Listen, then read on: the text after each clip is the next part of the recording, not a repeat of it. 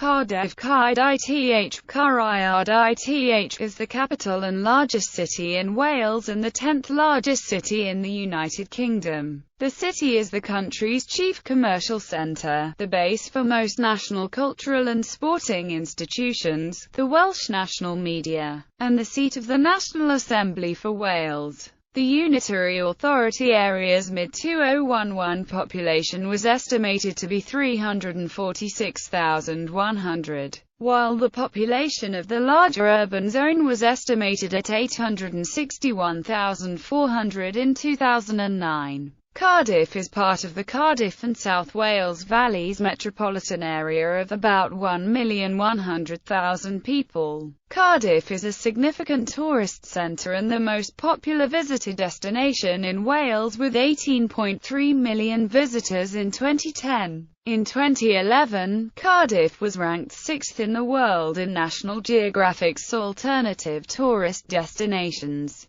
The city of Cardiff is the county town of the historic county of Glamorgan. Cardiff is part of the Eurocities network of the largest European cities. The Cardiff urban area covers a slightly larger area outside the county boundary, and includes the towns of Dinas Powys and Penarth, a small town until the early 19th century. Its prominence as a major port for the transport of coal following the arrival of industry in the region contributed to its rise as a major city. Cardiff was made a city in 1905, and proclaimed the capital of Wales in 1955. Since the 1990s, Cardiff has seen significant development. A new waterfront area at Cardiff Bay contains the Senedd Building, home to the Welsh Assembly and the Wales Millennium Centre Arts Complex. Current developments include the continuation of the redevelopment of the Cardiff Bay and city centre areas with projects such as the Cardiff International Sports Village, a BBC drama village, and a new business district in the city centre. Sporting venues in the city include the Millennium Stadium, Swallow Stadium, Cardiff City Stadium, Cardiff International Sports Stadium and Cardiff Arms Park. The city was awarded with the European City of Sport in 2009 due to its role in hosting major international sporting events. Again, Cardiff was the European City of Sport in 2014. The Millennium Stadium hosted 11 football matches as part of the 2012 Summer Olympics, including the game's opening event and the men's bronze medal match. Etymology: kairդիːð derives from the earlier Welsh form kairդիઃ. The change from dyf to dydd shows the colloquial alteration of Welsh f-v and dd-th, and was perhaps also driven by folk etymology. This sound change had probably first occurred in the Middle Ages. Both forms were current in the Tudor period.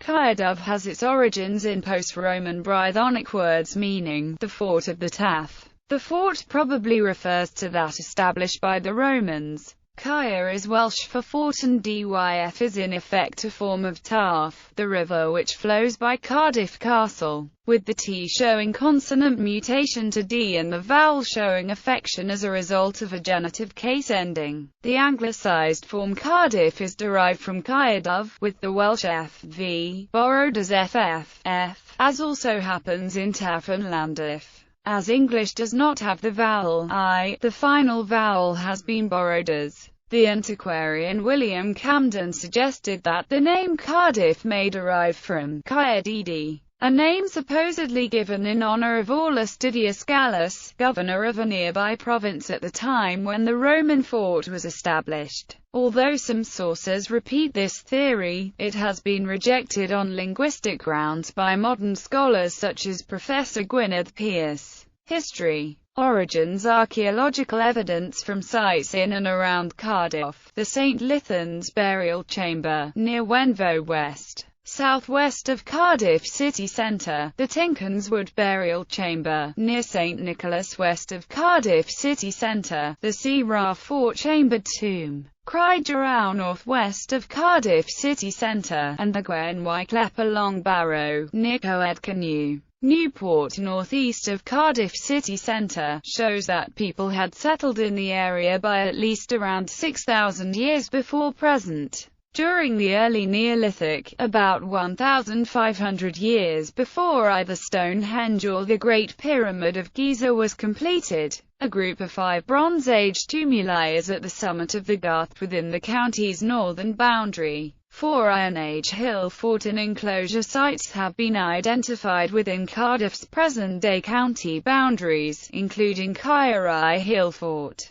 an enclosed area of 5.1 hectares. Until the Roman conquest of Britain, Cardiff was part of the territory of the Silures, a Celtic British tribe that flourished in the Iron Age, whose territory included the areas that would become known as Breconshire, Monmouthshire and Glamorgan. The 3.2-Hectare fort established by the Romans near the mouth of the River Taff in 75 AD, in what would become the northwestern boundary of the centre of Cardiff, was built over an extensive settlement that had been established by the Silures in the 50s AD. The fort was one of a series of military outposts associated with Isca Augusta that acted as border defences. The fort may have been abandoned in the early 2nd century as the area had been subdued. However, by this time a civilian settlement, or vacuse, was established. It was likely made up of traders who made a living from the fort, ex-soldiers and their families. A Roman villa has been discovered at Ely. Contemporary with the Saxon shore forts of the 3rd and 4th centuries, a stone fortress was established at Cardiff. Similar to the shore forts, the fortress was built to protect Britannia from raiders. Coins from the reign of Gratian indicate that Cardiff was inhabited until at least the 4th century. The fort was abandoned towards the end of the 4th century, as the last Roman legions left the province of Britannia with Magnus Maximus. Little is known about the fort and civilian settlement in the period between the Roman departure from Britain and the Norman conquest. The settlement probably shrank in size and may even have been abandoned. In the absence of Roman rule, Wales was divided into small kingdoms. Early on, Meirig ap Tudrig emerged as the local king in Glywasing. The area passed through his family until the advent of the Normans in the 11th century. Norman occupation to the Middle Ages. In 1081, William I, King of England, began work on the castle keep within the walls of the old Roman fort. Cardiff Castle has been at the heart of the city ever since. The castle was substantially altered and extended during the Victorian period by John Crichton Stuart, 3rd Marquess of Bute, and the architect William Burgess. Original Roman work can, however, still be distinguished in the wall facings. A small town grew up in the shadow of the castle, made up primarily of settlers from England. Cardiff had a population of between 1,500 and 2,000 in the Middle Ages, a relatively normal size for a Welsh town in this period. By the end of the 13th century, Cardiff was the only town in Wales with a population exceeding 2,000. But it was relatively small compared with most notable towns in the Kingdom of England. In the early 12th century, a wooden palisade was erected around the city to protect it.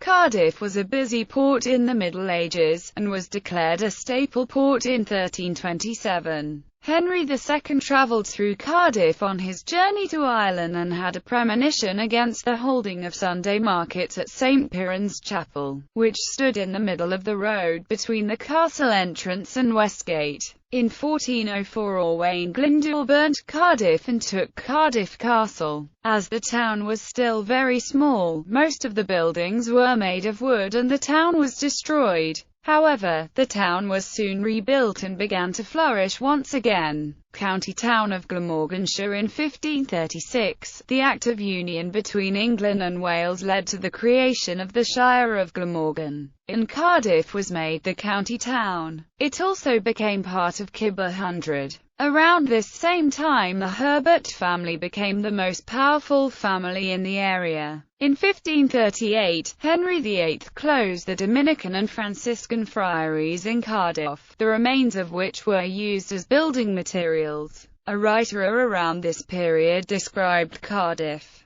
The River Taff runs under the walls of His Honour's castle and from the north part of the town to the south part, where there is a fair quay and a safe harbour for shipping. Cardiff had become a free borough in 1542. In 1573, it was made a head port for collection of customs duties, and in 1581, Elizabeth I granted Cardiff its first royal charter. Pembrokeshire historian George Owen described Cardiff in 1602 as the fairest town in Wales yet not the wealthiest, and the town gained a second royal charter in 1608. A disastrous flood of the Bristol Channel on 30 January 1607 led to a change in the course of the River Taff and the ruining of St Mary's Parish Church, which was replaced by its chapel of ease, St John the Baptist. During the Second English Civil War, St Fagans, just to the west of the town, played host to the Battle of St Fagans.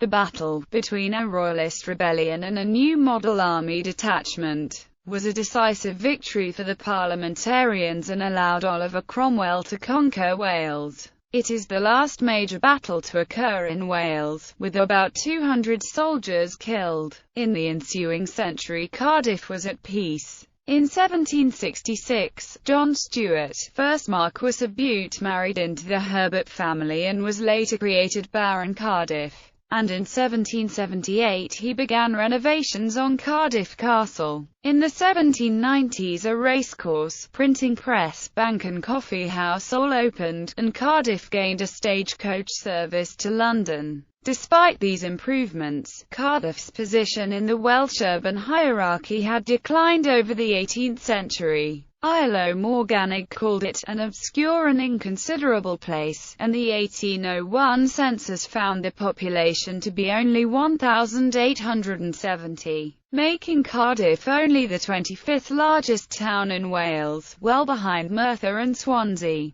Building of the docks in 1793, John Crichton Stuart, 2nd Marquess of Bute, was born. He would spend his life building the Cardiff docks and would later be called the creator of modern Cardiff. A twice-weekly boat service between Cardiff and Bristol was established in 1815, and in 1821, the Cardiff Gasworks was established. After the Napoleonic Wars, Cardiff entered a period of social and industrial unrest, starting with the trial and hanging of Dick Penderyn in 1831. The town grew rapidly from the 1830s onwards, when the Marquess of Bute built a dock, which eventually linked to the Taff Vale Railway. Cardiff became the main port for exports of coal from the Coonan, Rhondda, and Rhymney valleys, and grew at a rate of nearly 80% per decade between 1840 and 1870. Much of the growth was due to migration from within and outside Wales.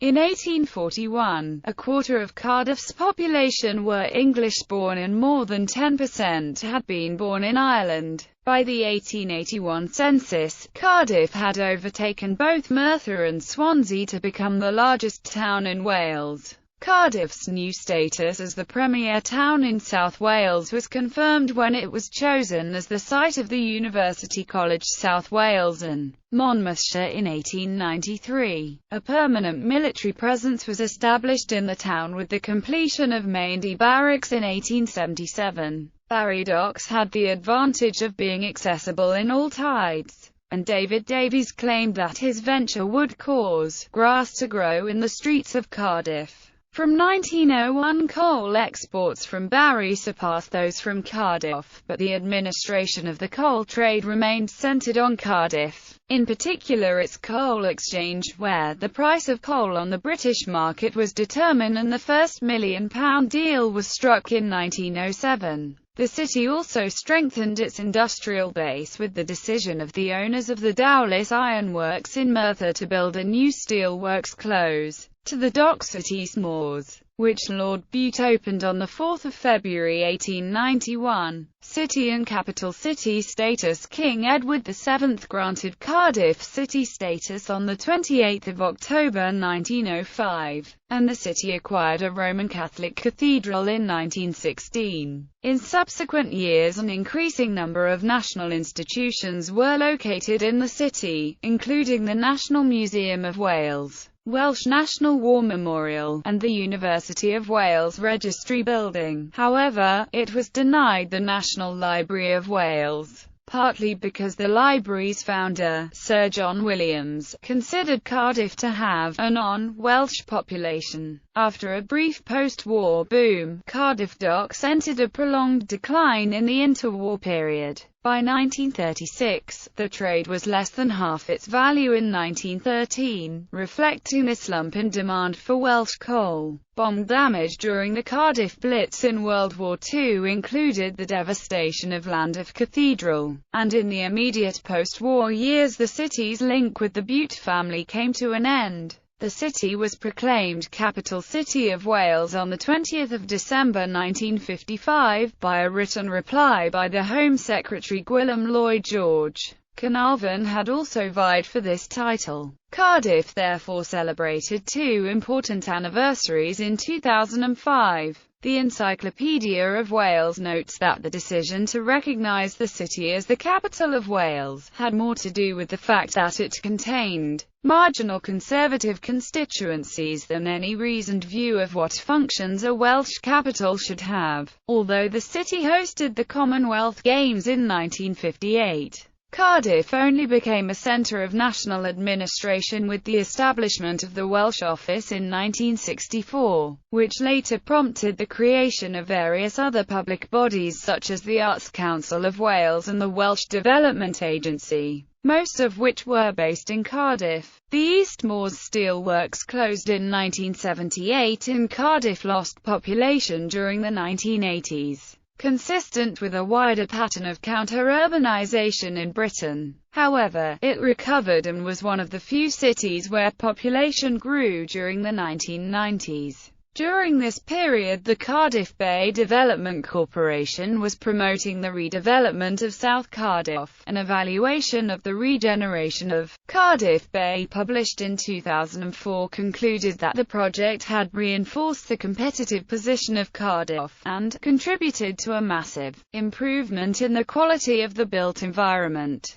Although it had failed to attract the major inward investors originally anticipated. In the 1997 devolution referendum, Cardiff voters rejected the establishment of the National Assembly for Wales by 55.4% to 44.2% on a 47% turnout, which Dennis Balsam partly ascribed to a general preference in Cardiff and some other parts of Wales for a British, rather than exclusively, Welsh identity. The relative lack of support for the Assembly locally, and difficulties between the Welsh Office and Cardiff Council in acquiring the original preferred venue, Cardiff City Hall, encouraged other local authorities to bid to house the Assembly. However, the Assembly eventually located at Tai Howell in Cardiff Bay in 1999. In 2005, a new debating chamber on an adjacent site, designed by Richard Rogers, was opened. The city was county town of Glamorgan until the council reorganisation in 1974 paired Cardiff and the now Vale of Glamorgan together as the new county of South Glamorgan. Further local government restructuring in 1996 resulted in Cardiff City's district council becoming a unitary authority, the City and County of Cardiff, with the addition of Craidrau and Penturk government. Since local government reorganisation in 1996, Cardiff has been governed by the City and County Council of Cardiff, which is based at County Hall in Atlantic Wharf, Cardiff Bay. Voters elect 75 councillors every 4 years. Between the 2004 and 2012 local elections, no individual political party held a majority on Cardiff County Council. The Liberal Democrats held the largest number of seats and Councillor Rodney Berman was leader of the council. The Liberal Democrats and Plaid Cymru formed a partnership administration. In the 2012 elections, the Labour Party achieved an outright majority, after gaining an additional 33 seats across the city. The National Assembly for Wales has been based in Cardiff Bay since its formation in 1999.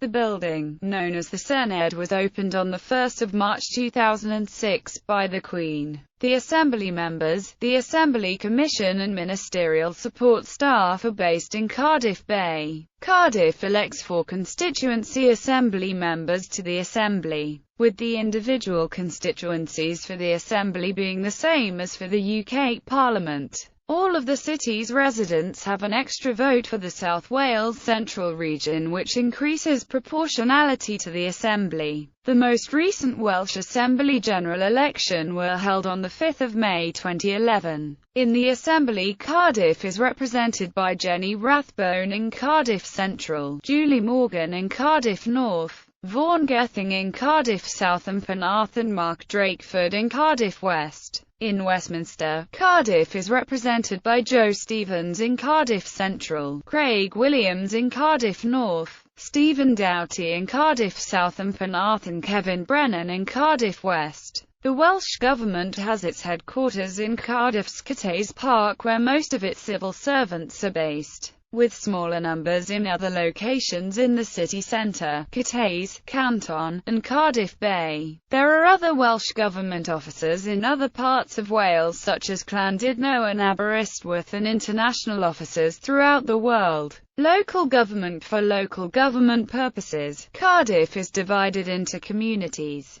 Several of these have their own community council, while the rest are governed solely by Cardiff City Council. They are Lesvain, Old St Mellons, Penturk, Rada and Morganstown, St Fagans, Tongwynlys,